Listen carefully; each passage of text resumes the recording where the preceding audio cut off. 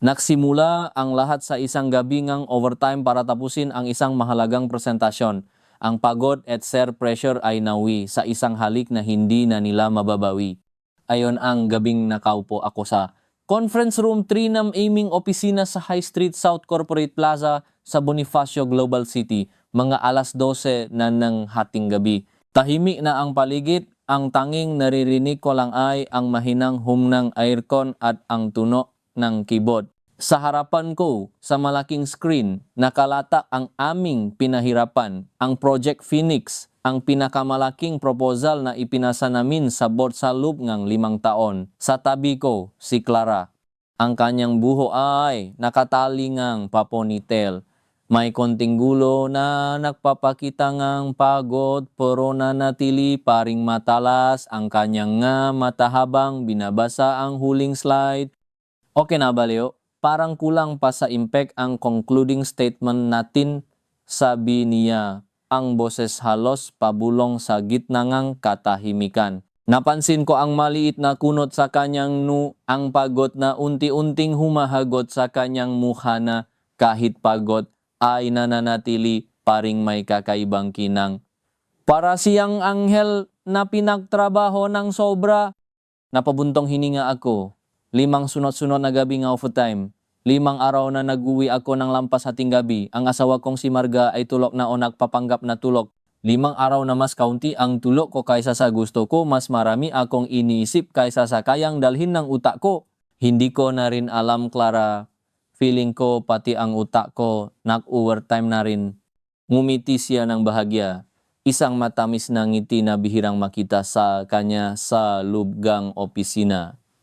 Si Clara ay kilala bilang isa sa pinakamahuhusay at pinakamahigpit na project manager sa aming departamento. Malayo sa kanyang matigas na profesional na persona ang ngiting ito. Kaya pa natin yan, Leo. Think of it as the final push.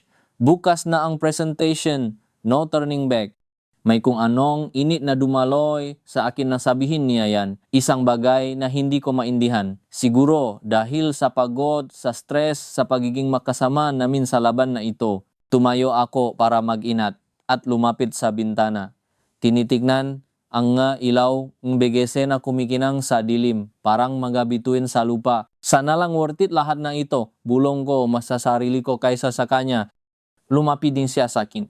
Hindi gaanong malapit, pero sapat para maramdaman ko ang bahagyang init ng kanyang katawan, ang amoy ng kape at ng kanyang pabango, isang banayad na halimuya na nagbibigay ng kakaibang ginhawa. Worth it, Leo. Tiwala lang. Alam kong magaling tayo. Alam kong magaling ka.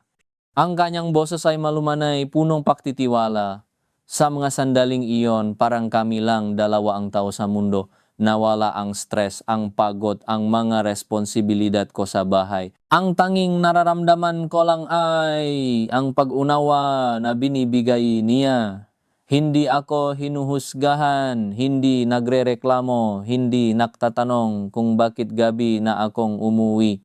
Hindi tulad ni Marga na kahit hindi nagsasalita, ramdam ko ang bigat ng kanyang pagtatampo sa tuwing dumarating ako ng hating gabi. Hinarap ko siya at sa mga mata niya nakita ko ang refleksyon ng sarili kong pagod at pag-asa. May isang saglit ng katahimikan, punong-puno nga hindi masambit na solita. Ang aming matingin ay naktakpo at doon nagsimula ang lahat. Lumapit ako ng isang hakbang, pagkatapos ay isa pa. Hindi ko alam kung bakit o paano. Parang may pumilit sa akin isang hindi makontrol na puwersa. Ang bawat hibla ng aking pagkatao ay sumisigaw nguwag, ngunit ang puso ko ay kumakabog ng napakabilis, nakahanap ng anumang pwedeng kumapit. Ang kanyang mata ay nanatiling nakatitik sa akin, hindi lumayo, hindi tumanggi. May bahid ng pagtataka, pero mas marami ang pagkagulat at sa ilalim nito, isang pahiwatik ng pagnanasa. Naramdaman ko ang pagbilis ng hininga niya at ang pagdausdos ng aking kamay sa kanyang pisngi. Ang balat niya ay malambot at mainit. Pagkatapos dahan-dahan itinukot ko ang aking labi sa kanya. Ito ay isang halik na punong pagod ng stress, ng tagumpay na hindi pa nararamdaman at ng bawal na paknanasa, isang halik na mas matamis kaysa sa anumang dessert na natikman ko, mas nakalalasing kaysa sa pinakamahal na ala. Sa sandaling iyon, nawala ang lahat, ang aking asawa, ang aking anak na si Sofia, ang aking trabaho, ang aking nga prinsipyo. Tanging si Clara lamang at ang mainit na damping ang kanyang labi sa akin. Naramdaman ko ang pakdugon niya, isang bahagyang pakpihit na nagpapahiwatik na hindi rin niya ito inaasahan, ngunit hindi niya rin kayang pigilan. Nang maghiwalay ang aming labi, ang hangin sa pagitan namin ay tila nagiging kuryente. Ang kanyang mamata ay nanatiling nakatitik sa akin, punong pagkalito, pagnanasa at isang malalim na paghihirap. Ako naman, naramdaman ko ang bigat ng pagkakasala na parang isang malaking bato na bumaksak sa aking dibdib. Ano ang nagawa ko? Ano ang ibig sabihin nito? Pasensya na, Clara. Bulong ko, ang boses ko ay halos hindi marinig. Lumayo ako, nahahanap pwedeng kapitan kahit ano para may balik ang sarili ko sa realidad. Ngumiti siya, isang malungkot na ngiti. Huwag kang mag-alala, Leo. Hindi ko rin alam kung bakit nangyari yon. Kinuha niya ang kanyang bag. Kailangan ko nang umuwi. Magkita na lang tayo bukas para sa presentation. Tumangwa ko. At sa paglabas niya ng pinto, dala ang kanyang mabigat na bag at ang sikretong ngayon ay pareho na naming pasan. Naiwan akong nakatayo sa tahimik na conference room. Ang lasang ang kanyang labi ay nanatili pa rin sa akin, isang matamis at mapait na paalala ng aking pagkakasala. Ang gabing ang pagtataksil ay nakbagong lahat. Ang kinabukasan ng Project Phoenix ay naktagumpay. Pinalakpakan kami ng board at umaningang malaking paghanga. Ngunit ang tagumpay na iyon ay hindi na kasing tamis para sa akin. Ang bawat sulyap ko kay Clara sa office, ang bawat pagdampi ng aming kamay kapag may ipinapasa, ay nagdadala ng bigat ng lihim na halos sumira sa akin. Nagsimula ang lahat bilang mga palihim na tingin sa opisina. Ang pagpapalit ng ngiti na mas malalim ang kahulugan kaysa sa simpleng pakbati ng mga katrabaho. Sa bawat meeting, sinisikap kong iwasan ang kanyang mata, ngunit sadyang nagtatakpo ang aming tingin at sa bawat pagtatakpo, parang may isang invisible thread na humihila sa aming dalawa. Ang guilty pleasure nga, bawal na unayan ay unti-unting lumalalim, nagiging mas komplikado kaysa sa inakala ko. Isang linggo pagkatapos ng halik, naaya si Clara nga po. Kapit tayo sa labas mamaya, Leo. Gusto ko sanang pag-usapan ang bagong project proposal natin. Ang kanyang boses sa telepono ay profesional, ngunit may bahid ng kung ano na hindi ko maintindihan. Isang senyales na pareho naming alam kung ano talaga ang pag-uusapan. Naalinlangan ako. Si Marga ay nakplano ang dinner para sa aming anibersaryo. Isang simpleng dinner sa bahay na niluto niya mismo. Ang ideya nga pagtanggi kay Clara ay nagdulot ng isang matinding kaba, ngunit ang ideya nga pagtataksil sa anibersaryo ko ay mas masahol pa. Naku Clara, may dinner kami ni Marga mamaya, anibersaryo namin, next time na lang siguro, sinikap kong maging casual, ngunit ramdam ko ang pagkabigo sa aking boses. Ah, ganun ba? Ang kanyang boses ay naging bahagyang malamig. Okay, sige. Sorry sa abala. Bago pa ako makasagot, ibinaba na niya ang telepono. Doon ko naramdaman ang kirot ng pagkawala, ang panghinayang na hindi ko inaasahan. Bakit ako nakakaganito? May asawa ako, may anak, mahal ko sila. Ngunit ang ideya ng pag-uusap namin ni Clara ng pagiging makasama ay may kagalakan na hindi ko makita sa mga nakaraang linggo. Ang sumunod na araw ay puno ang tensyon. Malamig si Clara. Iba ang kanyang pagtrato sa akin. Puro trabaho lang. Ang bawat good morning niya ay formal. Ang bawat tanong tungkol sa project ay diretso. Walang bahid ng personal na yan. Parang pinaparusahan niya ako sa pagtanggi ko sa kanya. At sa loob ko, hinanakit ang nararamdaman ko. Hindi ba niya naiintindihan ang sitwasyon ko? Sa tanghalian, naabutan ko siyang nag-isa sa kanyang desk. Kumakain ng salat, lumapit ako. Clara, pwedeng mag-usap tayo? Tumango siya nang hindi tumitingin sa akin. May kinalaman ba sa trabaho? Ang kanyang pagiging malamig ay parang sampal sa akin. Hindi, may kinalaman sa atin. Huminga siya ng malalim at dahan-dahan. Itinaas ang kanyang tingin sa akin. May kirot sa kanyang mata, isang halong galit at sakit. Wala nang tayo, Leo. Isang pagkakamali yon. Huwag na nating ulitin. Ngunit ang sinabi niya ay salungat sa nakita ko sa kanyang mamata. Hindi siya makatingin ng diretso sa akin at alam kong nagtatago siya ng isang bagay. Clara, alam kong hindi tama ang nangyari, pero hindi ko alam kung paano itutuloy. Nami-miss ko lang ang pag-usap natin. Tiningnan niya ako ng matagal at unti-unting nawala ang lamig sa kanyang mamata, napalitan ng isang malalim na pag-unawa. Okay, coffee tayo mamaya sa Salcedo Village sa The Wholesome Table after work. Pero sandali lang at profesional lang ang pag-usapan.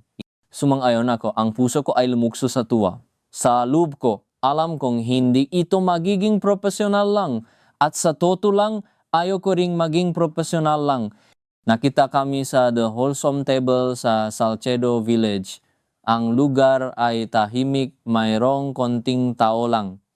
Malayo ito sa ingay ngang BGC at nagbibigay ngang pakiramdam ngang kapayapaan. Umupo kami sa isang sulok at agad akong nag-order ng kape. Pinili namin ang isang lugar kung saan hindi kami madaling makikita o makikilala. Ang setting na ito ay nagbigay sa aming dalawa ngang isang pribadong espasyo sa gitna ngang publiko. Kailangan kong malaman, Leo. Ano yon? Bakit nangyari yon? Ang boses ni Clara ay halos pabulong. Ang kanyang mata ay nanatili sa aking mata, walang pag-iwas. Hindi ko rin alam, Clara. Sagot ko, ramdam ko ang panginginig ng aking boses. Pagod, stress. Feeling ko, ikaw lang ang nakakaintindi sa pinagdadaanan ko sa opisina. Sa bahay, si Marga, busy sa anak namin. Parang nawawalan na kami ng oras para sa isa't isa. Nawawalan akong oras para sa sarili ko. Ikaw, Samga, sandaling giyon naramdaman kong nakikita mo ako. Yumuko siya at uminom ng kape. Alam ko ang pakiramdam na yan, Leo. Si Eric din ang asawa ko. Busi sa kanyang sariling negosyo. Mas madalas akong nag-iisa sa bahay. Nag-usap kami. Pero parang hindi na ganun ka-intimate. Parang obligasyon na lang. At sa opisina, kahit kasama ko ang maraming tao, pakiramdam ko, nag-isa pa rin ako. Ang kanyang confession ay nakpalalim sa koneksyon namin. Nakita ko ang sarili ko sa kanya, ang makatulad naming paghihirap, ang makatulad naming pagnanais na maramdaman na mahalaga kami. Ang pagiging malapit sa isang high-stakes na proyekto ay nagbigay sa amin ng isang kakaibang bono, isang pakiramdam ng pagkakaisa sa gitna ng pressure. At mula sa bon na ito, umusbong ang isang bagay na mas malalim, mas bawal. So, anong gagawin natin? Tanong ko, direkta ang aking tingin sa kanya. Alam kong hindi ito isang tanong tungkol sa trabaho. Tumitik siya sa akin, ang kanyang mata ay puno ng pagkalito at pagnanasa. Hindi ko alam, Leo. Alam nating pareho na mali ito. May nga pamilya tayo, mga obligasyon. O alam ko, bulong ko, ang tinig ay punong bigat. Pero pakiramdam ko, hindi ko kayang mawala ito. Ang koneksyon natin. Sa mga sumunod na linggo, nagpatuloy ang aming lihim na pagkikita. Ang mga meetings na ito ay madalas na natatapos sa pag-usap tungkol sa aming buhay, ang aming pangarap, ang aming pagkabigo. Minsan sa Ayala Triangle Gardens pagkatapos ng trabaho, Ang gabi ay malami, ang hangin ay sariwa.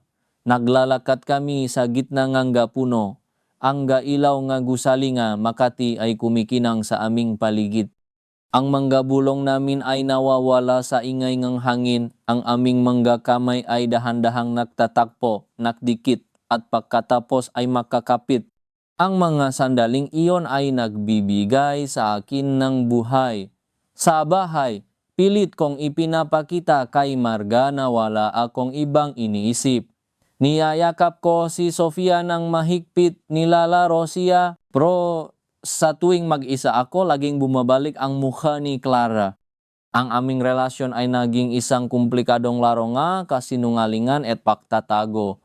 Kung minsan, naisip ko kung hanggang kailan ko ito kayang itago. Ang bawat text na ipinapadala ko kay Clara ay maingat na binubo. Ang bawat sagot niya ay puno nga manakatagong mensahe. Ang Project A ay naging aming codename para sa aming relasyon, habang ang meeting sa client ay ang aming palusot para makita ang isa't isa. Minsan, nagkataon na makasama kami sa isang coffee shop sa Century City Mall habang naghihintay ng traffic.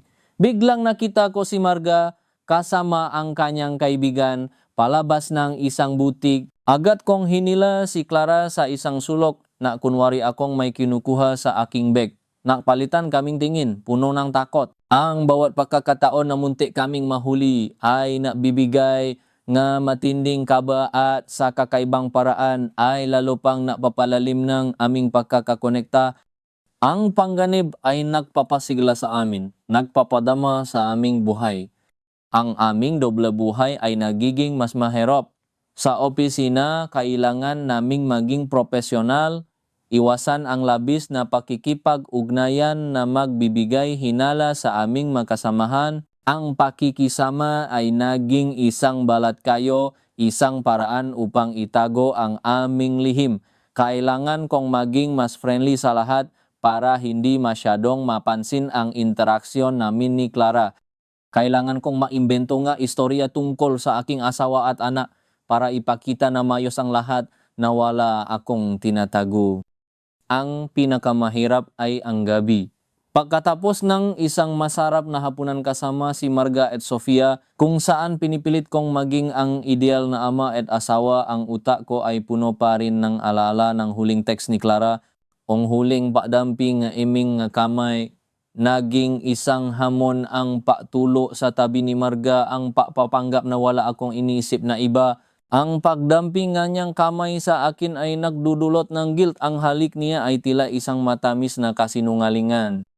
Isang araw, naaya si Clara na maklunch sa isang bagong restaurant sa Bonifacio High Street. Sumang-ayon ako dahil alam kong hindi naman ito ang aming tunay na pakay. Habang kumakain kami, nausap kami tungkol sa aming mga buhay, sa aming mga damdamin. Leo, bulong niya, natatakot ako sa kung saan ito patungo. Pero mas natatakot ako sa ideya na matatapos ito. Tiningnan ko siya. Sa kanyang mamata, nakita ko ang aking sariling takot. Ito ay hindi lamang isang simpleng affair. Ito ay isang bagay na mas malalim, mas nakakalito. Ang pagnanasa ay nagsimula ng maging pagmamahal at ang pagmamahal ay nagsimula ng maging isang sumpa. Ako rin, Clara, bulong ko. Ang aking tinik ay puno ng bigat. Ako rin. Ang patatagong relasyon ay naging pangalawang kalikasan na sa amin.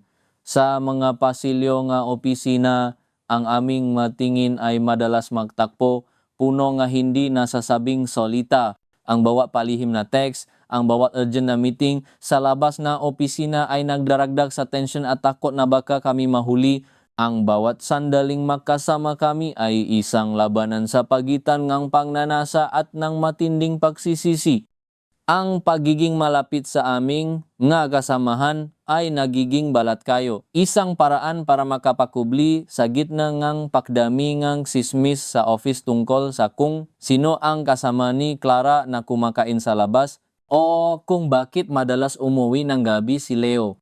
Nasimula akong magkaroon ng mga panaginip, mga bangungot kung saan nabubunyag ang aming lihim. Nakikita ko ang mukha ni Marga puno ng sakit at pagtataksil.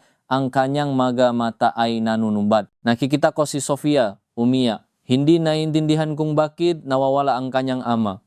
Sa umaga, gigising ako, nabasa ang pawis, ang puso ko ay kumakabog ng malakas. Ang mapanaginip na ito ay nagsisilbing paalala ng bigat ng aking mga desisyon.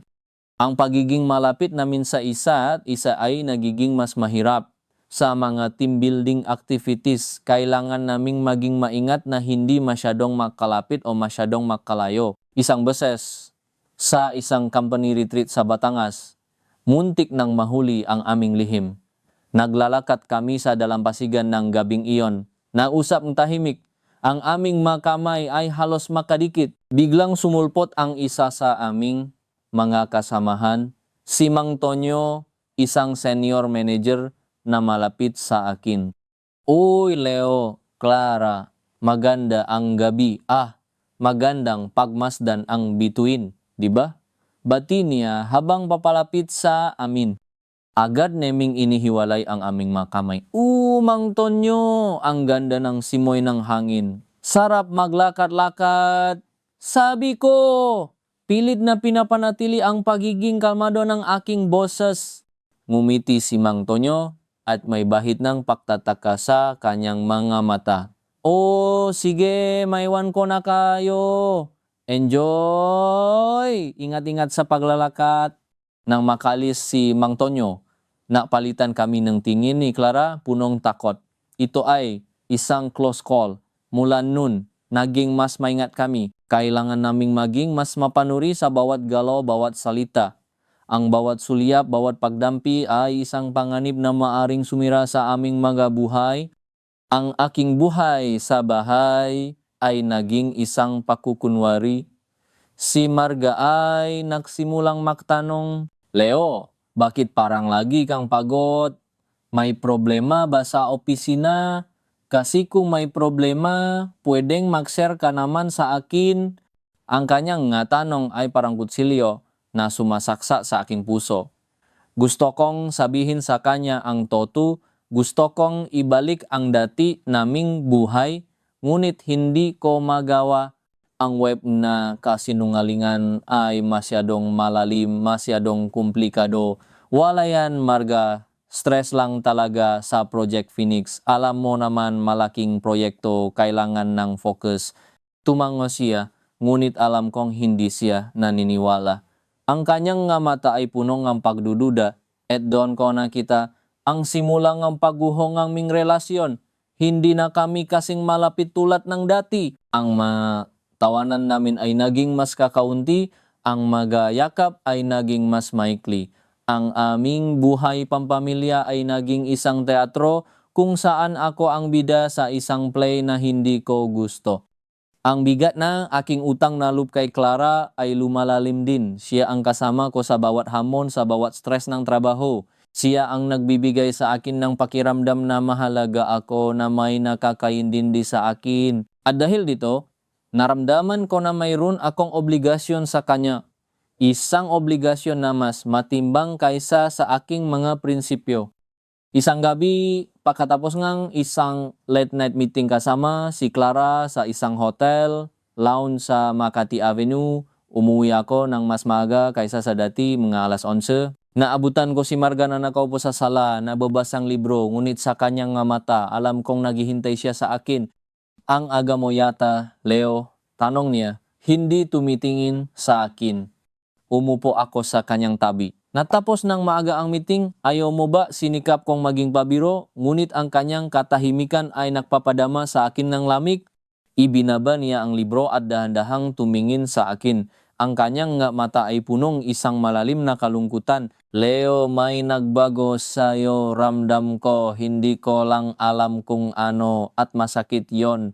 Ang kanyang boses ay malumanay, ngunit ang bigat ng kanyang mga salita ay parang suntok sa aking dibdib. Wala siyang galit, walang sigaw, tanging kalungkutan lang, at iyon ang pinakamasakit. Ang hindi nasasabing salita sa pagitan namin ay mas malakas pa kaysa sa anumang sigawan. Marga, wala yan. Stress lang talaga. Pilit kong paliwanag, ngunit alam kong kulang ang masalita ko. Umiling siya. Hindi ako tanga, Leo. Ramdam ko na may ibang tao. Hindi ko alam kung sino o kung ano, pero ramdam ko. Naramdaman ko ang paglamig ng aking dugo. Paano niya nalaman? May nakita ba siya? May nagsabi ba sa kanya? Marga, wala akong walang ibang tao. Ikaw lang. Tumayo siya at dahan-dahang lumakad patungo sa hagdan. Sana totoo yan, Leo. Kasi kung hindi, hindi ko alam kung paano tayo magpapatuloy. At sa pakakyat niya sa hagdan, naiwan akong mag-isa sa sala. Ang kanyang mga salita ay umalingaw-ngaw sa aking tainga. Ang puntong krisis ay nagsimula na, ang aming lihim ay hindi na lihim. At ang mundo ko ay nagsisimula ng gumuho. Ang masumunod na araw ay naging isang buhay sa limbo. Si Marga ay hindi na ganong nagsasalita. Ang kanyang presensya sa bahay ay isang paalala ng aming gumuguhong relasyon. Sa opisina, pakiramdam ko ay laging may nakatingin sa akin, laging may nakikinig. Ang bawat kilos ko ay maingat, ang bawat salita ay pinipili. Isang umaga, pagdating ko sa opisina, nakita ko si Clara sa kanyang desk, nakatulala sa computer. Nilapitan ko siya. Clara, may problema ba? Tiningnan niya ako. Ang kanyang mga mata ay mukto. Si Eric, alam na niya. Naramdaman ko ang paglamig ng aking dugo. Ano? Paano? May nakita siyang resibo, isang hotel sa Makati Avenue. Akala niya may meeting ako, pero nakita niya na dalawa kami sa receipt, ang room number, naka-charge sa company card niya. Nakuha niya ang statement. Ang kanyang boses ay nanginginig, punon takot. Niyaya niya akong mag-dinner at doon niya ipinakita sa akin. Hindi ako nakakibo. Inamin ko. Ang aking puso ay kumabog ng napakabilis. Ito na ang kinatatakutan ko. Anong nangyari? Anong sabi niya? Ayaw niyang maniwala sa akin nung una. Pero nang sabihin ko ang pangalan mo, parang nabaliw siya. Galit na galit siya, Leo! Sinabi niya na kailangan naming mag-usap at kailangan ko ng lumipat ng bahay. Gusto niya ng divorce. Ang kanyang maluha ay nagsimulang dumaloy. Sirang-sira ang buhay ko, Leo. Ikaw lang ang kasama ko sa lahat na ito. Ang kanyang masalita ay parang patalim na sumasaksa sa aking puso. Ang aking desisyon ay hindi lang nakasira sa aking buhay, kundi sa buhay din ni Clara. Nang gabing iyon, hindi ako umuwi. Nakmaneho ako sa isang coffee shop sa Century City Mall, umorder ng kape at nag-iisip. Ano ang gagawin ko? Paano ko haharapin si Marga? Paano ko haharapin si Sofia? Ang mundo ko ay gumuho na. Kinabukasan, pakbalik ko sa opisina, tinawag ako ng aming CEO, si Sir Ramon. Ang kanyang opisina ay matatagpuan sa ika-45 Palapag, isang lugar na bihirang puntahan ng ordinaryong empleyado tulad ko. Ang bawat hakbang ko papunta sa kanyang opisina ay parang paglalakad sa isang execution chamber. Pagpasok ko sa kanyang opisina, nakaupo siya sa kanyang malaking mesa. Ang kanyang mukha ay seryoso. Sa tabi niya si Clara. Ang kanyang mukha ay maputla. Ang kanyang mata ay nananatiling mukto. Leo, upo ka, sabi ni Sir Ramon. Ang kanyang boses ay malamig. May kailangan tayong pausapan. Umupo ako, ramdam ko ang bakabong ng aking puso. Sir, nalalaman ko na ang tungkol sa inyong dalawa ni Clara. Sabi niya, diretso ang kanyang tingin sa akin. Ang asawa ni Clara, si Eric, ay kakilala ko. May nagawa siyang complaint sa HR department. At hindi lang iyan, Leo. May nakita kaming mga ebidensya mula sa mga resibo sa hotel, sa mga palihim na text at sa mga nakasulat sa inyong mga company emails na kayo ay may ugnayan na higit pa sa profesional. Bukod pa sa complaint ni Rick, may mga kasamahan din kayong nakapansin sa inyong kakaibang kilos at nabigay nga mga report sa HR. Naramdaman ko ang pag-init ng aking mukha. Ang tsismis sa opisina ay naging isang formal na investigasyon. Ang aking reputasyon, ang aking karera ay nasira. Alam mo, Leo, ang Project Phoenix ay isang malaking tagumpay para sa atin.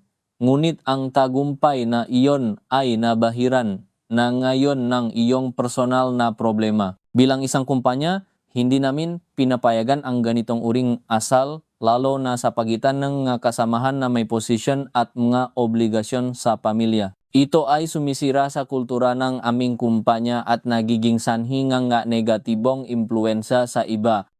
Huminga siya ng malalim. Kaya, napadesisyunan namin na kailangan ninyong magiwalay ng landas sa kumpanyang ito. Hindi namin kayang panatilihin kayong dalawa. Hindi na rin kayo epektibo at ang pakikisama sa inyong nga kasamahan ay nasira na, pinaghihirapan naming panatilihin ang isang positive work environment. Naramdaman ko ang bigat ng kanyang salita. Ang aking karera na pinahirapan kong buuin sa lubgang maroming taon ay nasira sa isang iglap. Binibigyan ko kayo na opsyon, patuloy ni Sir Ramon. Pwedeng ma-resign kayo o sisantihin namin kayo. Kung magre-resign kayo, mas maayos ang inyong record at mas madali kayong makakahanap ng ibang trabaho. Kung hindi, kailangan naming i-terminate ang inyong makontrata at magiging mahirap para sa inyo na makahanap ng trabaho sa industriyang ito. Tiningnan ko si Clara. Ang kanyang mata ay puno nga kaparehong sakit na nararamdaman ko. Sa mga sandaling iyon, alam kong wala na kaming magagawa. Ang aming bawal na pag-ibig ay sumira sa aming buhay. Magre-resign na po ako, sir. Bulong ko, ang aking boses ay halos hindi marinig. Ako rin po, sabi ni Clara, ang kanyang boses ay nanginginig. Lumabas ako sa opisina ni Sir Ramon, dala ang lahat ng aking gamit, ang aking puso ay punong bigat, ang aking karera ay nawala, ang aking pamilya ay gumuho. Nang gabing iyon, kinausap ko si Marga, hindi na ako nagpalusot, hindi na ako nagsinungaling, direkta kong inamin ang lahat. Ang kanyang mata ay punong sakit ng pagtataksil ng galit. Hindi siya sumigaw, hindi siya nagwala. Tanging katahimikan lang ang isinukli niya. Ang katahimikan na iyon ay mas masakit pa sa anumang sigawan. Alam ko na, bulong niya, ang kanyang boses ay nanginginig. May nakita akong text sa phone mo. Hindi ko sinadyang basahin, pero nakita ko ang pangalan niya. At nakita ko rin ang palihim na tawag mo. Naramdaman ko ang paguho, aking mundo. Ang aking magakasinungalingan ay hindi na gumagana. Gusto kong magiwalay tayo, Leo, sabi niya. Ang kanyang boses ay matatag. Hindi ko kayang mabuhay kasama ang isang taong hindi ko na pinakakatiwalaan. Para sa kabakanan ni Sofia, ayaw kong makita niya ang isang pamilya na puno nga kasinungalingan. Ang kanyang masolita ay parang sentensyang kamatayan. Nakiusap ako, lumuhod ako, humingi ng tawad, ngunit ang kanyang desisyon ay matatag. Hindi ko na kaya, Leo. Masyadong masakit. Masyadong malalim ang sugat. Kinaumagahan, umalis ako sa aming bahay, dala ang isang maliit na bag ng gagamit. Si Sofia ay umiyak, hindi naiintindihan kung bakit ako umalis. Ang kanyang nga luha ay nagbigay sa akin ng matinding sakit. Ang kanyang mukha ay laging bumabalik sa akin. Ang paalala ng aking mga pagkakamali. Ang sumunod na mga buwan ay naging isang bangungot. Nahiwalay kami ni Marga at nag-file siya ng divorce. Hindi na ako pinapayagang makita si Sofia ng madalas. Ang aking karera ay nasira at nahirapan akong makahanap ng bagong trabaho.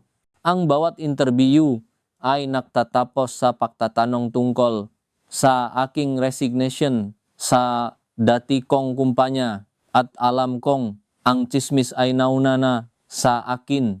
Si Clara, narinig ko, ay umalis ng bansa. Lumipad siya patungong Canada. Sinusubukang makapagsimula ng bagong buhay. Hindi na kami nag-usap. Ang aming bawal na relasyon ay natapos sa isang trahedya. Sumira sa aming mga buhay, sa aming mga pamilya, at sa aming mga karera. Nakatira ako ngayon sa isang maliit na apartment sa Mandaluyong. Nagtatrabaho sa isang maliit na kumpanya. Malayo sa dating buhay ko. Ang bawat gabi, pag-uwi ko, ang apartment ay tahimik, walang tawanan, walang yakap, walang halik. Ang tanging kasama ko lang ay ang aking maalaala. Ang alaala nga halik ni Clara, ang alaala ngiti ni Marga, at ang alaala nga tawanan ni Sofia. Ang pagnanasa ay napalitan ngang pagsisisi. Ang panandaliang kasiyahan ay nagdulot ngang panghabang buhay na sakit. Ang aking pagkatao ay nasira, ang aking reputasyon ay gumuho. Ang bawat desisyon na ginawa ko, ang bawat kasinungalingan na sinabi ko ay nagdala sa akin sa kasalukuyan kong kalagayan. Ang bawal na relasyon ay nagbigay sa akin ng panandaliang kaligayahan, ngunit binayaran ko ito ng napakamahal na presyo.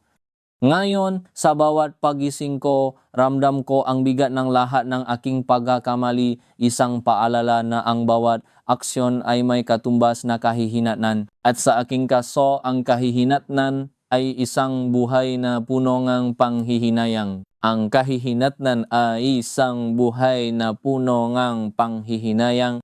Sa bawat umaga, ang unang bumubungad sa akin ay ang malamig na liwanag na sumisilip mula sa manipis na kurtina na tila ba sinasalamin ang lamig sa aking kaluban.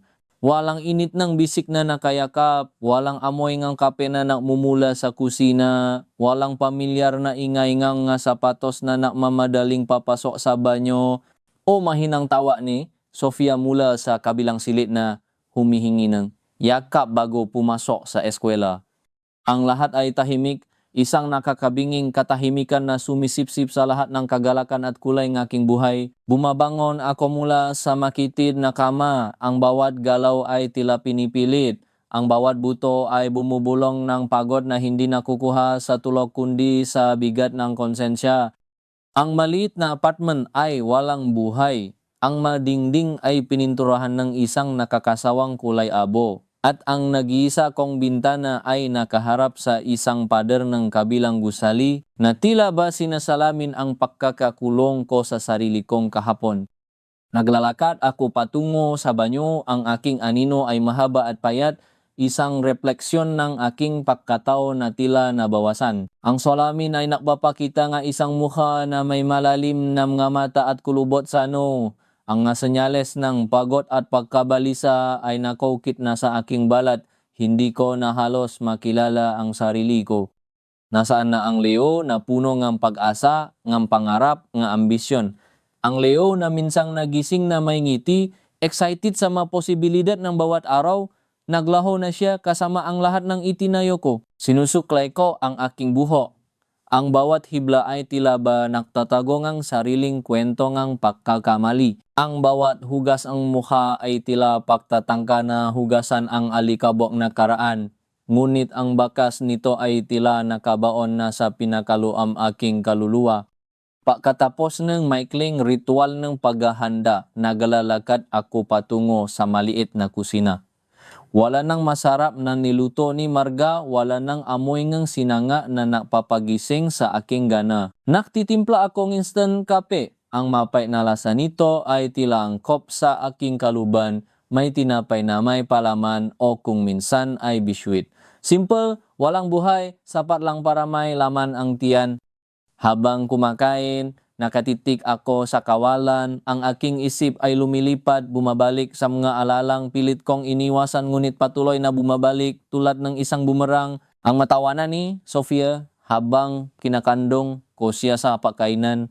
Ang mabiro ni Marga habang naghahanda kaming agahan. Ang lahat ay nawala Tanging ang tahimik na pagnguya ng tinapay at ang ingay ng traffic sa labas ng aking bintana ang tanging nakakapuno sa espasyo.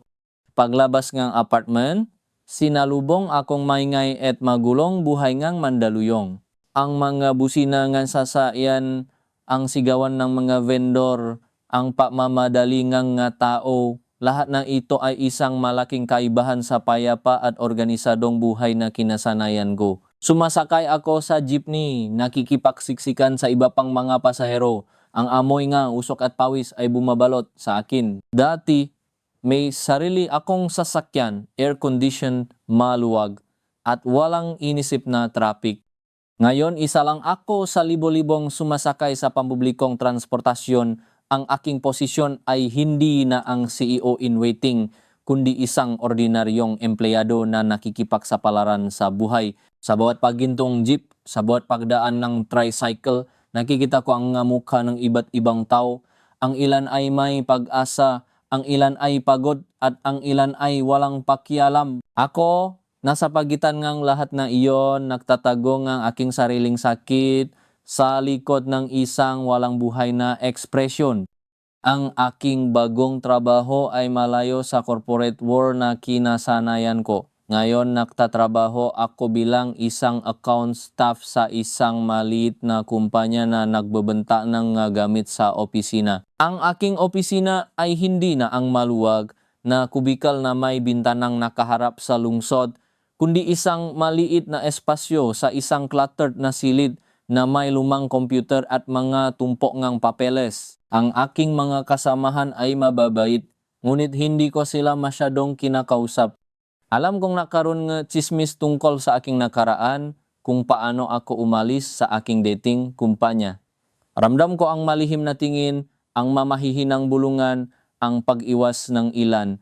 Hindi ko sila masisisi. Sino ba ang magtitiwala sa isang taong tulad ko? Kaya pinili ko na lang na maging tahimik, gawin ang aking trabaho at iwasan ang anumang koneksyon na maaring magdulot ng sakit sa kanila o sa akin.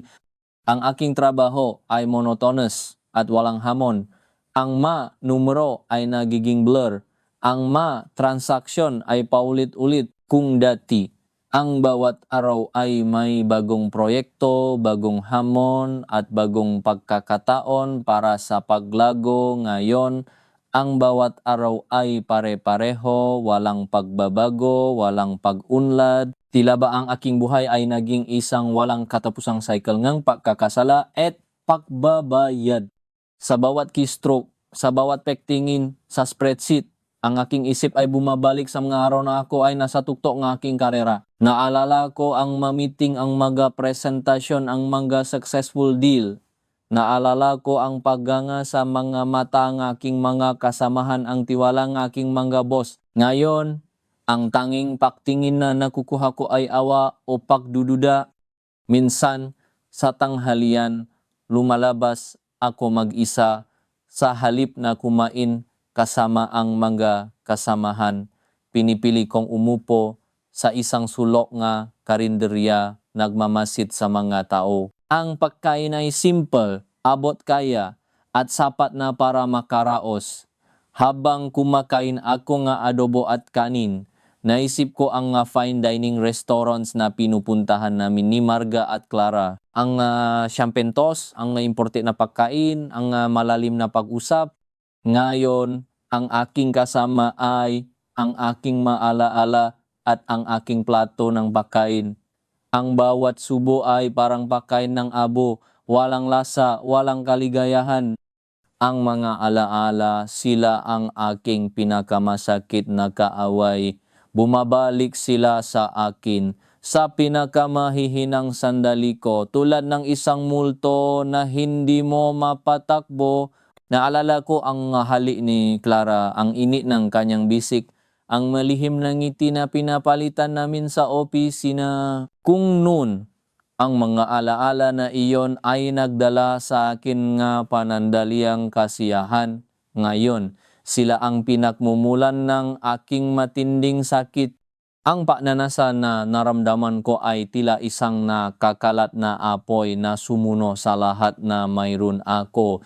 Naging bula ako, bingi at walang pakialam sa lahat ng babala. Ang tingin ko lang ay ang instant gratification, ang thrill ng pagiging bawal, ngunit ang bawat matamis na sandali ay may kalakip na kapalit at ang sa akin ay ang pakawala ng lahat.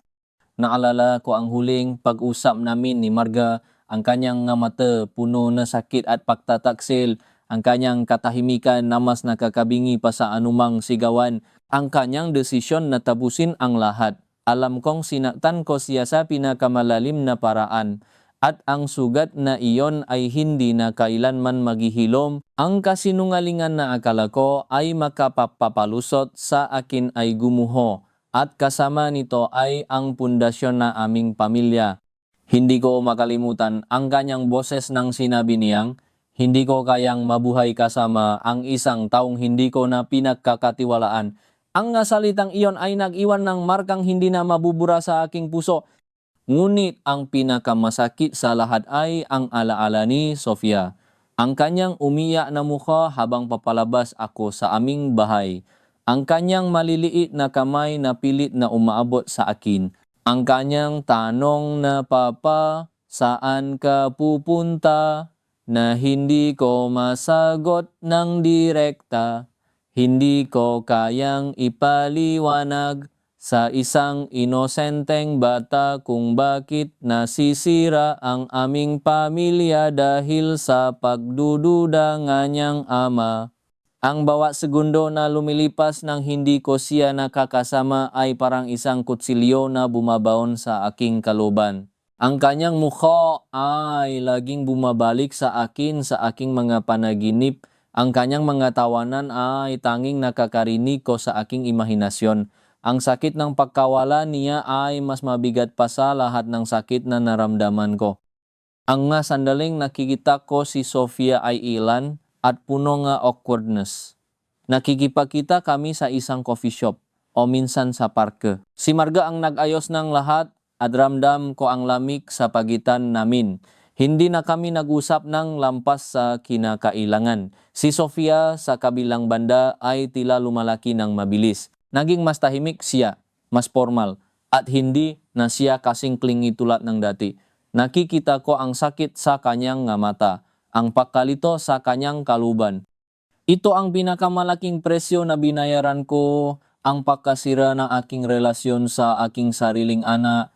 Sinisikap kong maging isang mabuting ama sa mga limitadong pagkakataon na ibinibigay sa akin. Ngunit alam kong hindi ko na maibabalik ang nasira. Ang mayakap niya ay hindi na kasing higpit. Ang mga halik niya ay hindi na kasing init. Ramdam ko ang distansa na bumabalot sa pagitan namin, isang distansa na ako mismo ang gumawa. Ang bawat pag-uwi ko sa apartment ay isang paharap sa aking kalungkutan. Pakbukas ang pinto, ang katahimikan ay sumasalubong sa akin. Walang ilaw na nakasindi, walang amoy nga hapunan, walang nakihintay. Kung dati, ang bahay namin ay punong guhay, tawanan, at pagmamahal. Ngayon, ang aking apartment ay isang libingan ng mga alaala. Hinuhubad ko ang aking sapatos at naglalakad papasok. Ang bawat hakbang ay tila nakpapabigat sa aking kaluban. Binubuksan ko ang telebisyon, umasang makahanap ng kaunting ingay para punan ang katahimikan, ngunit ang mga palabas ay tila wala ring saysay. Kung minsan, susubukan kong magbasa ng libro, ngunit ang aking isip ay patuloy na lumilipad, bumabalik sa nakaraan. Ang bawat gabi ay isang labanan. Ang paktulog ay naging isang luho na hindi ko na makuha. Binabangungot ako, ang mga alaala ay nagiging mas matingkat at mas masakit. Nakikita ko ang mukha ni Marga na puno nga sakit, ang nga luha ni Sofia, ang nga tingin ng pagato ng aking nga dating kasamahan. Nagigising ako na pawis na pawis. Ang aking puso ay mabilis na tumitibo at ang aking isip ay puno nga pagsisisi. Ang kamo na minsan naming pinaksaluhan ni Marga ay ngayon ay malaki at malami. Isang paalala nga aking pag-isa. Naisip ko si Clara. Lumipat siya patungong Canada sinusubukang makapagsimulang bagong buhay. Hindi na kami nag-usap. Hindi ko alam kung naramdaman niya rin ang parehong bigat ng pagsisisi na nararamdaman ko. Siguro mas madali para sa kanya walang anak, walang pamilya na sinira. O baka naman, tulad ko, dala niya rin ang bigat ngang nakaraan. Walang silbi ang pag-iisip tungkol dito. Ang aming relasyon ay isang kabanata na natapos ng walang resolusyon, isang aklat na isinara ng walang huling pahina, at ang tanging naiwan ay ang bakas ng sunok. Hindi na mahalaga kung ano ang naramdaman niya. Ang akin ay sapat na upang lamunin ako. Ang bawat pag-uwi ko sa apartment ay isang paharap sa aking kalungkutan. Pagbukas ang pinto, ang katahimikan ay sumasalubong sa akin. Walang ilaw na nakasindi, walang amoy nga hapunan, walang naghihintay. Kung dati ang bahay namin ay punong guhay, tawanan at pagmamahal, ngayon ang aking apartment ay isang libingan nga alaala. Hinuhubad ko ang aking sapatos at naglalakad papasok. Ang bawat hakbang ay tila nagpapabigat sa aking kaluban. Binubuksan ko ang telebisyon, umaasang makahanap ng kaunting ingay para punan ang katahimikan. Ngunit ang mga palabas ay tila wala ring saysay. Kung minsan, susubukan kong magbasa ng libro, ngunit ang aking isip ay patuloy na lumilipad, bumabalik sa nakaraan. Ang bawat gabi ay isang labanan. Ang pagtulog ay naging isang luho na hindi ko na makuha. Binabangungot ako, ang maalaala ay nagiging mas matingkat at mas masakit. Nakikita ko ang mukha ni Marga na punong sakit, ang luha ni Sofia, ang tingin ng pakato ng aking dating kasamahan. Nagigising ako na pawis, ang aking puso ay mabilis na tumitibo at ang aking isip ay puno na pagsisisi. Ang kamo na minsan naming pinasaluhan ni Marga ay ngayon ay malaki at malami, isang paalala ng aking pag-iisa. Ang kumo na dating binabahagi namin ay tila napakabigat, bumabalot sa akin ng kalungkutan sa halip na ginhawa.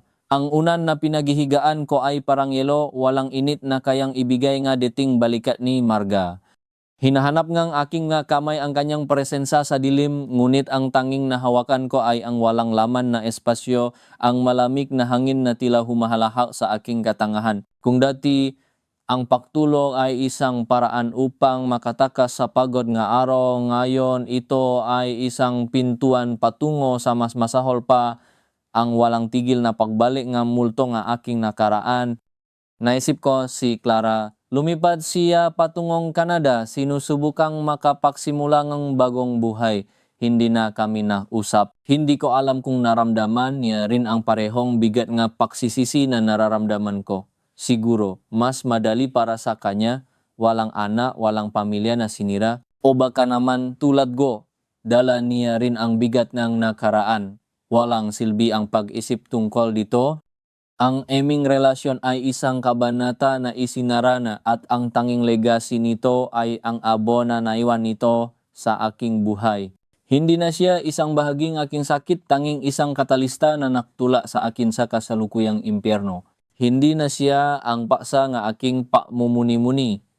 Ang sarili ko ang tanging kalaban na kailangan kong harapin. Ang bawat umaga ay nagsisimula sa parehong ritual ngang pagkabigo, bumangon mula sa malamig na kama, lumakad patungo sa banyo at hinarap ang aking sarili sa salamin. Ang nakikita ko ay hindi na ang dating ako. Ang mga mata ko ay malalim, ang pagkakalubok, madalas namumula sa kakulangan ng tulog. Ang mga kulubot sa aking noo ay tila mas naging matingkad. Bawat isa ay isang bakas ng pag-alala at pagsisisi. Ang aking buho ay madalas na gusot at ang aking balbas ay hindi na laging ahit. Kung dati, pinapahalagahan ko ang aking sarili, ngayon wala na akong pakialam. Ano pa ang saysay? Sino pa ang kailangan kong pasayahin? Ang pinakamasakit ay ang kawalan ng buhay sa aking mata, ang patay na tingin na nagpapahiwatig ng kaluluwang nawala. Pagkatapos ng maikling pagmumuni-muni sa aking nasirang sarili, Susubukan kong maghanda para sa trabaho. Kung matatawag pa itong trabaho, ang aking pagganap sa opisina ay bumaba ng husto.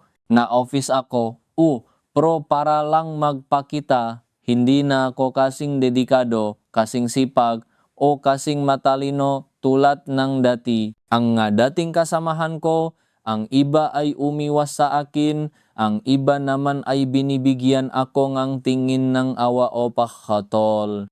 Ramdam ko ang bulong-bulungan sa likod ko, ang nga tinginan na puno ang misteryo at pag-usisa. Hindi ko sila masisisi. Sino ba naman ang hindi maktataka sa isang taong dating punong enerhiya at ambisyon ngayon ay tila isang anino na lang kanyang dating sarili. Ang meeting ay naging isang pasakit, hindi ko kayang mag-focus, ang aking isip ay lumilipat, nakmumuni-muni tungkol kay Sofia, kay Marga, sa mga pagkakamali ko. Ang mga report na dapat ay natapos ko na ay naipon sa aking mesa. Hindi ko alam kung saan magsisimula. Ang mga deadlines ay dumarating at lumilipas. At ako ay nakaupo lang doon. Tila isang robot na nawalan ng baterya. May pagkakataong tinawag ako ngang aking manager. Si Mr. Reyes, isang matanda at iginagalang na tao, ay tumingin sa akin ng may pag-alala. Anong nangyayari sa iyo, Ben? Tanong niya. Ang kanyang boses ay malumanay, ngunit may halong pagkaalarma. Hindi ito ang dating ikaw. Kung may pinagdadaanan ka, kailangan mong humanap ng tulong. Hindi ka makakapagpatuloy nga nito. Nais kong sabihin, sa kanya ang lahat, ang buong bigat ng aking kasalanan, ang pagkasira ng aking pamilya, ang walang tigil na sakit. Ngunit ang mga salita ay nanatili sa aking lalamunan tila isang malaking bato na hindi ko may labas. Ang tanging nasabi ko ay, okay lang po sir, pagod lang po ako, alam kong hindi siya naniwala. Nakita ko sa kanyang mga mata ang pakdududa at marahil ang pagkalungkot. Hindi ko siya masisisi. Sino ba naman ang maniniwala sa isang sinungaling na tulad ko? Pagkatapos ng trabaho, ang pag-uwi ay mas mabigat pa kaysa dati. Ang pagpasok sa walang laman na apartment ay isang patuloy na paalala ng aking pag-isa. Kung dati inaabangan ko ang pagdating sa bahay, ang yaka ni Marga, ang tawanan ni Sofia, ngayon wala akong inaabangan. Ang bawat gabi ay pare-pareho. Kumakain akong fast food o minsan ay hindi na kumakain. Nawalan ng ganang tikman ang anumang pagkain. Ang bawat subo ay parang pagkain ng abo, walang lasa, walang kaligayahan. Ang kawalan gana ay naging bahagi ng aking buhay. Kung minsan, susubukan kong magluto, ngunit ang amoy ngang niluluto ko ay tila nagpapabalik sa akin sa mapanahong nagluluto. Si Marga at ang mga alaala ay masyadong masakit. Kaya't madalas bumibigay na lang ako sa gutom o kumakain ng kung ano ang nasa ref basta may laman ang tiyan kahit walang lasa. Ang aking kalusugan ay humina. Madalas akong makasakit, sipon, ubo, lagnat. Ang aking katawan ay tila sumusuko sa pagod at kalungkutan. Ang nasakit na ito ay tila nagsisilbing pisikal na representation ng aking emosyonal na sakit. Walang nakalaga sa akin, walang nagtatanong kung okay ako lang at ang aking apat na dingding. Ang aking apartment ay naging isang bilangguan at ako ang aking sariling guwardiya. Pinaparusahan ang aking sarili sa pamamagitan ng pag-isa at paghihirap. Nagkaroon na pagkakataon na sinubukan kong lumabas makihalubilo, may inanyayahan akong mga-dating kaibigan sa isang inuman. Umasa ako makahanap ng kaunting ginhawa, kaunting distraction. Ngunit ang gabi ay naging isang pasakit. Ang kanilang mga tawanan ay tila peke sa aking pandinig. Ang kanilang mga kwento ay walang laman. Ramdam ko ang distansya sa pagitan namin. Hindi na sila kasing komportable sa akin. Ang usapan ay madalas na umiikot sa kanilang nga pamilya, ang kanilang nga anak, at ang bawat kwento ay isang saksak sa aking puso. Naisip ko si Sofia, ang kanyang matatamis na tawanan, ang kanyang nga kwento tungkol sa school, Naisip ko si Marga, ang kanyang ngangiti kapak nakikita kaming masaya. Hindi ko na kinaya. Nakpaalam ako ng maaga, sinabing masama ang aking pakiramdam. Alam kong naintindihan nila. Ramdam ko ang kanilang pag-aalala, ngunit walang sinuman ang naglakas loob na magtanong. Ang bigat ng aking kasalanan ay tila isang pader sa pagitan namin at walang sinuman ang handang sirain iyon. Bumalik ako sa aking apartment, mas malungkot at mas bigo kaysa dati. Hindi ko kayang takasan ang aking sarili. Ang aking telepono ay bihira ng tumunog. Ang matawag mula kay Marga ay puro tungkol lang kay Sofia, ang madetalya ng schedule, ang mapangangailangan ng bata. Walang personal na usapan, walang pagtatanong kung kumusta ako, at hindi ko rin kayang magtanong. Ang bawat pag-uusap ay puro formalidad, punong lamig at distansya. Ang kanyang boses na dating nagbibigay sa akin ng kapayapaan ay ngayon ay puno ng pagkamuhi at pagkabigo. Ramdam ko ang bawat salita niya tila isang patalim na bumabaon sa aking kaluban. Ang masandaling nakikita ko si Sofia ay ilan at puno nga awkwardness. Nakikipagkita kami sa isang coffee shop o minsan sa parke. Si Marga ang nag-ayos ngan lahat at ramdam ko ang lamig sa pagitan namin. Hindi na kami nag-usap ngan lampas sa kinakailangan. Si Sofia sa kabilang banda ay tila lumalaki ng mabilis. Naging mas tahimik siya, mas formal at hindi na siya kasing clingy tulad ng dati.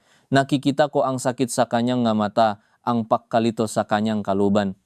Ito ang pinakamalaking presyo na binayaran ko, ang pagkasira ng aking relasyon sa aking sariling anak. Sinisikap kong maging isang mabuting ama sa mga limitadong pagkakataon na ibinibigay sa akin, ngunit alam kong hindi ko na maibabalik ang nasiro. Ang mga yakap niya ay hindi na kasing higpit, ang mga halik niya ay hindi na kasing init.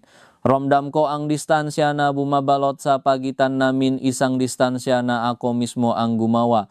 May isang pagkakataon habang nasa parke kami, nagtanong si Sofia, "Papa, bakit hindi ka na umuwi sa bahay?" Ang tanong niya ay simple, ngunit ito ay tila isang malalim na sugat na binuksan muli. Hindi ko nagawang sagutin. Ang aking lalamunan ay tila ba nabarahan ng buhangin na kahit anong pilit ko ay walang salita ang lumabas. Ang kanyang inosenteng tanong ay pumunit sa manipis na tabing na pilit kong itinayo upang paktakpan ang aking sariling kasinungalingan at pagkukulang. Nakita ko ang pagtataka sa kanyang mga mata, pagkatapos ay ang pagkalito at sa huli, ang isang aninongang kalungkutan na kumalat sa kanyang murang mukha. Naiwas ako ngang tingin. Hindi ko kayang salubungin ang kanyang tingin dahil alam kong makikita niya ang buong katotohanan ng aking kahihiyan at pagkasira sa loob ng aking kaluluwa. Papa, muling tanong niya mas malumanay ngayon na tila nagdududa kung narinig ko ba ang kanyang tinanong. Ang boses niya ay malambing, punong pag-asa na nagpasakit lalo sa akin. Paano ko sasabihin sa kanya na ang bahay na minsan naming pinagsaluhan ay hindi na aking tahanan, hindi dahil sa ayaw ko, kundi dahil sa aking nga pinagagawa? Paano ko ipapaliwanag sa isang bata na ang kanyang ama ay hindi na umuwi dahil sinira nito ang kanilang pamilya? Pinilit kong ngumiti, isang ngiti na alam kong hindi umabot sa aking nga mata. Sofia, may trabaho lang si Papa na kailangan tapusin. Madaming kailangan asikasuhin. Alam mo na, para sa inyo ni Mama, ang salitang lumabas sa aking bibig ay tila matini na sumugat sa aking lalamunan. Kasinungalingan. Lahat ng iyon ay kasinungalingan. Wala akong ginagawang para sa kanila ngayon. Ang lahat ng aking ginagawa ay para sa aking sariling pagdurusa, para sa aking sariling kaparusahan. Sumimangot si Sofia at sa sandaling iyon, nakita ko ang pagkamuhi ni Marga sa kanyang mga mata. Pero papa, dati po, kahit may trabaho ka, umuuwi ka pa rin. Dati po, inaabutan mo pa ako bago ako matulog, binabasan mo pa akong kwento, ang kanyang nga salita ay tila nga saksak sa aking puso. Naalala niya nga panahong masaya pa kami, naalala niya ang ama na minsan kong naging siya. At ngayon nakikita niya ang isang estranghero, isang anino na dating ako. Niyakap ko siya, humingi nga lakas sa kanyang munting katawan. Ngunit ang yakap na iyon ay hindi nagbigay ginhawa. Sa halip, lalo akong nakaramdam ng bigat. Magiging okay din ang lahat. Ana, bulong ko, hindi ko alam kung sino ang pinipilit kong paniwalain, siya ba o ang aking sarili. Mahal na mahal ka ni Papa. Ito lang ang katotohanan kaya kong sabihin sa kanya ng buong puso. Ang aking pagmamahal sa kanya ay walang pasubali, isang nag-isang liwanag sa kadiliman ng aking buhay. Ngunit alam kong ang pagmamahal na iyon ay hindi sapat upang ayusin ang nasira, hindi sapat upang ibalik ang dating kami. Sa loob ng ilang minuto, nanatili kaming tahimik. Ako'y nakasupsop sa kanyang buhok. Siya naman ay tahimik na nakayakap. Pakiramdam ko, sa bawat segundo, lalong lumalayo ang aming mundo. Ang init ng kanyang munting katawan ay nagpapaalala sa akin ng lahat ng nawala. Hindi ko na makayanang tumingin sa kanya. Hindi ko na kayang makita ang kanyang sakit na ako mismo ang may gawa. Sa paghihiwalay namin, nakita ko si Marga na nakatayo sa dikalayuan. Ang kanyang mukha ay walang emosyon, ngunit ang kanyang nga mata ay nagsasalita ang galit, pagkabigo at pagkapagod. Hindi na siya lumapit, hindi na niya ako pinansin. Nagatid lang siya ng munting senyales kay Sofia na oras na para umuwi. At tulad ng dati walang paalam, ang bawat pakihiwalay sa kanila ay tila nagdaragdag na isa pang pilat sa aking kaluluwa. Ang pagtingin sa likod ngang mag-ina habang papalayo sila ay tila isang tanawin ng pagkawala.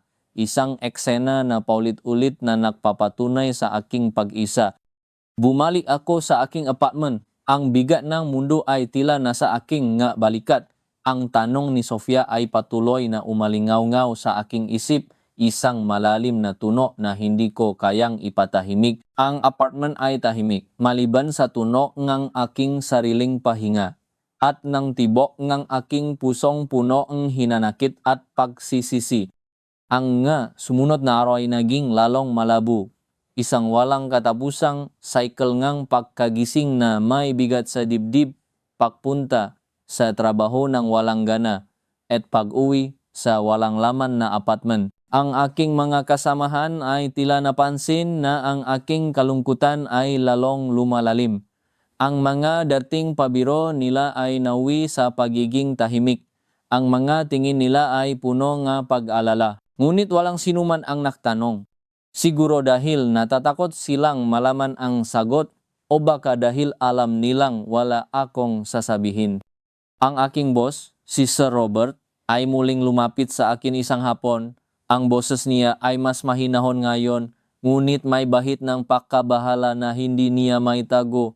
Pre, nakikita ko ang pinagdadaanan mo. Hindi ito nakakatulong sa iyo at hindi rin ito nakakatulong sa trabaho mo. Tumango lang ako. Ano pa ba ang sasabihin ko? Na totoo ang lahat ng sinabi niya. Nabuko sa aking buhay ay pati na rin ang aking trabaho ay unti-unting nawawasa. Kailangan mong magpahinga, patuloy niya. Kailangan mong maghanap ng tulong. Hindi ka pwedeng magpatuloy ganito. Nag-alala ako para sa iyo at para na rin sa kumpanya. Ang kanyang mga salita ay tila isang suntok sa aking sikmura. Hindi lamang ako nakakasira sa aking pamilya, kundi pati na rin sa aking sariling propesyon. Ang bawat aspeto ng aking buhay ay tila nasisira dahil sa aking isang pagkakamali, ang kasalanan na pumunit sa aming pagmamahalan. Sir, gagawin ko po ang lahat para makabawi, sagot ko. Isang pangako na tila hungkag maging sa aking sariling pandinig. Paano ako makakabawi kung hindi ko nga Alam kung saan ako magsisimula. Paano ako makakabawi kung ang bawat hakbang ko ay tila nagtutula sa akin papalayo sa liwanag at palapit sa dilim? Hindi siya sumagot. Tiningnan lang niya ako ng matagal. Ang kanyang tingin ay punong pagkawa at pagkabigo. Ito ang parehong tingin na nakita ko sa mga mata ng aking makaibigan, sa mga mata ni Marga at ngayon maging sa mga mata ng aking sariling anak. Ako ay naging isang pinamumulan ng kalungkutan at pagkabigo. Pag-uwi kong gabing iyon, hindi na ako nag-abala pang magluto. Binuksan ko ang ref, walang ganang kumuhang kung ano ang nandoron. May tira-tirang kanin at ilang pirasong tuyo. Kinain ko ito. Ang bawat subo ay walang lasa, walang kaligayahan. Ang pagkain ay naging isang obligasyon lamang, isang paraan upang mapanatili ang aking katawan sa paggana, kahit pa ang aking kaluluwa ay matagal ng patay. Pagkatapos kumain, umupo ako sa aking sala sa gitna ng aking walang laman na apartment. Ang pader ay tila lalong lumiliit, ang espasyo ay lalong sumisikip. Ang aking telepono ay nasa aking tabi tahimik. Wala akong inaasahang tawag, walang nahahanap sa akin. Ako ay nag-iisa. Sa sandaling iyon, ang bigat ng aking kasalanan ay tila bumalik ng buong puwersa. Hindi ito isang simpleng pagkakamali, hindi ito isang maliit na paglihis sa landas.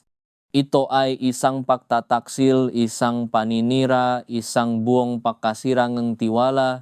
Naalala ko ang gabi na iyon, ang gabi kung saan nagsimula ang lahat. Ang gabing iyon na akala ko ay wala lang, isang munting paglihis, isang sandaling kahinaan. Ngunit ito ang gabi na pumunit sa aming mundo. Ang ala, ang tawanan, ang tukso, ang maling desisyon, ang bawat detalye ay nakaukit sa aking isip, isang parusa na patuloy na nagpapaalala sa akin ng aking kahinaan. Naumpisa ang lahat sa isang simpleng inuman kasama ang mga kaibigan sa opisina. Malayo sa bahay, malayo sa mga mata ni Marga at Sofia. Akala ko isang gabi lang ng paglaya mula sa stress ng trabaho at responsibilidad. Ngunit ang isang gabi ay naging dalawa at ang dalawa ay naging tatlo. Ang matawanan, ang magabiruan, ang magapapuri mula sa magkasamahan, lalo na mula kay Leslie, isang bagong empleyado na punong sigla at atensyon. Ang atensyon niya ay nakakasilaw, isang boses na pumupuri na matagal ko nang hindi naririnig sa bahay. Abala si Marga sa pagpapalaki kay Sofia, abala ako sa pagtatrabaho. Iyon ang palusot ko sa aking sarili. Palusot na naktula sa akin sa bingit na aking sariling kapamagan. Ang mungkahi ni Leslie ay unti-anting naging mas mapangahas. Ang tingin niya ay mas matindi at ako bilang isang hangal na lalaki ay nakpatianod ang init ng kanyang balat. Ang halik na hindi para sa akin, ang pagtataksil na bumalot sa akin ng pansamantalang kaligayahan, isang kaligayahang pilit kong itinago sa likod ng aking ngiti kapag umuwi ako kay Marga at Sofia. Ang pagtataksil na iyon ay tila isang lason na dahan-dahang kumala sa aking buong pagkatao. Hindi ko alam kung paano nalaman ni Marga. Siguro ang mga pababago sa akin ay masyadong halata, ang aking mga kasinungalingan ay masyadong manipis, ang aking pagkawala sa gabi ay masyadong madalas. Isang araw, nang dumating ako sa bahay, ang kanyang mukha ay punong galit, pagkabigo at pagdurusa, wala siyang sinabi. Ipinakita niya lang sa akin ang mga mensahe sa aking telepono, mamensahe mula kay Leslie. Mamensahe na hindi na napapahiwating ang pagkakaibigan lang. Ang mundo ko ay gumuho. Hindi ito isang matinding pagsabog, kundi isang mabagal, unti-unting pagguho na tila binubunot ang bawat pundasyon ng aking buhay, bato sa bato, hanggang sa wala nang matirang kahit anong matibay. Ang mga mensahe mula kay Leslie na nakalatag sa screen ng aking telepono ay tila masaksak sa aking puso. Hindi ko maintindihan, hindi ko may paliwanag, wala akong masabi. Ano to ang tanging salitang lumabas sa bibig ni Marga? Ang kanyang boses ay kalmado, ngunit ang kanyang nga mata ay nagliliyap sa galit na may halo nga matinding sakit. Ang sakit na iyon ang pumunit sa akin. Mas gugustuhin ko pa sanang sumigaw siya, makagis ng kung ano, kaysa makita ang matinding kirot sa kanyang nga mata. Sa loob ng ilang sandali, ang buong katawan ko ay tila natigilan. Ang utak ko ay blanco. Walang maisip na palusot, walang maisip na depensa, dahil alam kong wala akong ipagtatanggol. Marga, iyon lang ang nasabi ko, isang mahinang bulong na tila hangin lamang.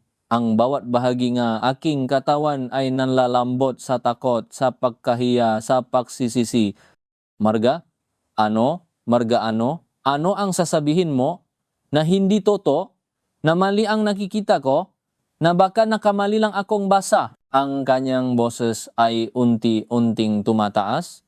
Ang bawat salita ay may dalang pait at lungkot. Ang mga luha ay nagsimulang dumaloy sa kanyang mga pisngi. Mainit at maalat, ngunit hindi ito luhang nga hinaan kundi luhang matinding pagkadismaya. Hindi ko alam, patawad, iyon lang ang tanging nasabi ko. Ang tanging salita na tila kaya kong bigkasin. Ang tanging salita na alam kong hindi sapat. Patawad, tumawa siya, isang mapalang tawa na masakit pakinggan kaysa sa isang sigaw. Patawad, para saan? Para sa pagtataksil mo, para sa pagsira mo sa pamilya natin, para sa pagsira mo sa tiwala ko. Anong patawad? Protagonist name, ang pangalan ko na dati binibigkas niya ng may pagmamahal ay ngayon ay puno nga pagkamuhi. Tumayo siya at lumayo sa akin. Ang kanyang nga kamay ay nanginginig habang pinipilit niyang punasan ang kanyang nga luha. Ang kanyang tingin sa akin ay tila nakikita niya ako sa unang pagkakataon at hindi niya ako nagustuhan. Hindi ko maintindihan. Anong kulang? Hindi ba sapat ang pagmamahal ko? Hindi ba sapat ang pamilya natin? Hindi ba sapat si Sofia? Ang bawat tanong niya ay tila isang matalim na kutsilyo na humihiwa sa aking puso. Ang matanong na iyon ay sumasagot sa akin nga katahimikan dahil wala akong sagot. Alam ko ang sagot. Ako ang kulang. Ako ang nagkulang. Hindi, Marga. Hindi ikaw ang kulang. Ako. Ako ang nagkulang. Ako ang tanga. Ako ang nagkamali. Sinubukan kong lumapit sa kanya, ngunit umatras siya. Tila ako ay isang nakakahawang sakit. Huwag mo akong hawakan, ang matigas niyang sabi. Huwag kang lumapit sa akin. Hindi ko maintindihan kung paano mo nagawa to. Hindi ko maintindihan kung paano mo nagawang lokohin ako, ang ating pamilya. Ang kanyang mata ay nanatili sa akin, punong-punong ang pagkadismaya. Ang magabi na sinasabi mong overtime ka, ang mga araw na pagod ka raw. Ang atawanan na hindi ko na naririnig mula sa iyo. Ang lahat na iyon ay may kabuluhan na ngayon. Ang bawat salita niya ay tumatagos sa aking kalamnan. Ang alaala ng aking kasinungalingan ay nagbabalik, sariwang-sariwa. Ang pilit ng ngiti, ang dahilan, ang lahat ng pagtatago. Ang bawat I love you na binibigkas ko matapos ang isang gabi kasama si Leslie ay naging isang sumpa sa aking sarili. Isang patunay nga aking pagiging sinungaling na aking kawalan ng karangalan. Marga, parang awa mo na. Bigyan mo akong pagkakataon. Ipaliwanag ko. Ang aking boses ay nanginginig, halos hindi marinig. Ipaliwanag, muli siyang tumawa. Mas mapakla kaysa kanina. Ano ang ipapaliwanag mo kung gaano ka nasarapan, kung gaano ka nakalimot sa akin, sa amin ni Sofia? Ngayon, ang kanyang mga luha ay may kasamang tinding galit. Ang mga luha na iyon ay sumusunog sa kanyang mukha. Hindi ko akalain na kaya mong gawin ito sa akin. Akala ko tayo hanggang dulo. Akala ko ang pagmamahalan natin ay sapat na. Akala ko pamilya tayo. Pero anong ginawa mo? Sinira mo ang lahat. Napakasakit pakinggan ang bawat salita niya. Dahil alam kong totoo ang lahat, ginawa ko nga. Sinira ko nga. Wala akong karapatang magsalita. Wala akong karapatang depensahan ang aking sarili. Tanging pagsisisi at sakit lang ang nadarama ko. Kailangan kong umalis, aniya. Hindi ko na kaya. Hindi ko kayang tumingin sa iyo nang hindi nakikita ang mukha niya sa likod mo. Hindi ko kayang manatili rito nang alam kong sinira mo ang lahat. Lumabas siya ngang silit at narinig ko ang kanyang mga hakbang papunta sa silit ni Sofia. Ang bawat ingay ay tila isang pako na tumutusok sa aking puso. Narinig ko ang kanyang pagbubukas ang kabinet, ang pahilang bagahe, ang pag-iyak ni Sofia. Ang pag-iyak ni Sofia, ang aking munting anghel. Nawala namang alam sa ginawa kong kasalanan. Ang kanyang inosenteng pag-iyak ay tila isang martilyo na tumatama sa aking konsensya. Nagpapaalala kung anong klaseng halimaw ako. Mama, bakit po ang mahinang tanong ni Sofia, ang kanyang boses ay punong-punong pakalito at takot? Wala, anak. Alis lang tayo ng bahay sandali. Magbabakasyon tayo. Sinubukan ni Marga na patatagin ang kanyang boses, ngunit halata pa rin ang kirot dun. Paano si Papa? Tanong ulit ni Sofia na lalong napalunod sa akin sa kahihiyan at pagdurusa. Nakaroon na mahabang katahimikan. Pagkatapos, narinig ko ang boses ni Marga, "Wag mo muna siyang intindihin, anak. Mas mahalaga ka sa akin." Ang mga salitang iyon ay tumimo sa aking puso na tila binutas nito, hindi na ako mahalaga, hindi na ako bahagi ng kanilang mundo. Lumabas si Marga ng kwarto, dala ang isang maleta at ang munting bag ni Sofia. Nakayakap si Sofia sa kanya, ang kanyang mukha ay naliligo sa luha. Ang kanyang nga mata ay naghahanap ng kasagutan. Tumingin si Sofia sa akin, ang kanyang nga mata ay walang alam, punong pagtataka at takot. Papa, hindi ko kayang harapin ang tingin niya. Ang tingin ng aking anak, ang tingin na iyon ay nagpapakita ng kawalang muwang, ng pagmamahal na hindi ko karapat-dapat. Yumuko ako, hindi kayang salubungin ang kanyang tingin. Nanginginig ang aking makamay, ang aking buong katawan ay tila bumigay. Tara na, anak, ang mahinang sabi ni Marga, hinila si Sofia palayo sa akin. Lumabas sila ng pinto, ang pagpihit ng doorknob, ang mahinang pagklik ng pinto, ang tunog ng susina umikot at pagkatapos, ang katahimikan. Isang nakakabinging katahimikan ang bumalot sa akin. Ang apartment na dati punong tawanan at buhay ay biglang naging isang malamig at walang laman na espasyo. Ang bawat sulok ay tila nagpapaalala sa akin ng kanilang presensya, ng kanilang pagmamahal, ng kanilang kaligayahan na aking winasak. Ang larawan namin sa sala, ang drawing ni Sofia sa dingding, ang kanyang laruan na nakakalat sa sahig. Ang lahat ay tila nagsasabi nga isang bagay, wala ka ng pamilya, sinira mo ang pamilya mo. Upo ako sa sahig, ang aking likod ay nakasandal sa pader. Ang lamig ng pader ay tila hindi maramdaman ng aking balat, dahil ang lamig sa loob ko ay mas matindi. Ang aking maluha ay dumaloy, sunod-sunod, walang tigil. Ang mahikbi ko ay mahina, ngunit sa loob ko ay isang sigaw, isang daing ng matinding sakit at pagsisisi. Ang gabing iyon ay nanatili akong nakaupo sa sahig, hindi kumakain, hindi